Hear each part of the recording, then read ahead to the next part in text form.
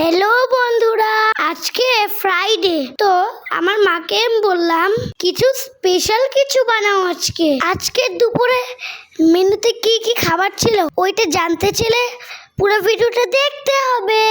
এই চিকেনটা দেখো কত সুন্দর উল্টে গেল। এই চিকেনটা অনেক দুষ্ট আমার মতো, মানে ও বসে একবারে আটকে রয়েছে। এরপরটাও সেম দুষ্ট। রোস্ট রান্না করার জন্য গ্রেভিটা ভালো মতো কষে নিব, এরপরে ভাজা চিকেনগুলো দিয়ে দিব।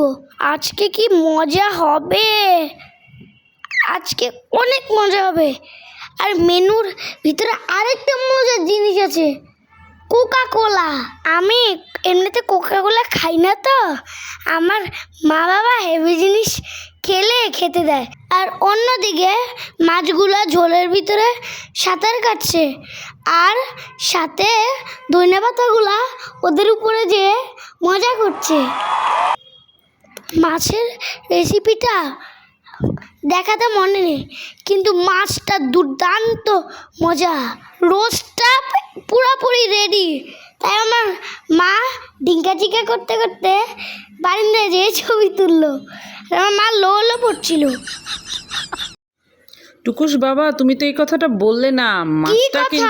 মাছটা কিভাবে বানিয়েছি? মাছটা কিন্তু সর্ষে বাটা, ধনিয়া বাটা, আর সাথে ছিল ধনিয়া গুঁড়া, আর কি ছিল বলো তো, টমেটো পেস্ট, আর কি ছিল জিরা গুঁড়া, আর সামান্য একটু আমি কি ঠিক বলেছি? হ্যাঁ হ্যাঁ, একদম ঠিক। রসুন বাটা দিয়ে ভালো মতো কষিয়ে মাছটা রান্না করেছিলাম।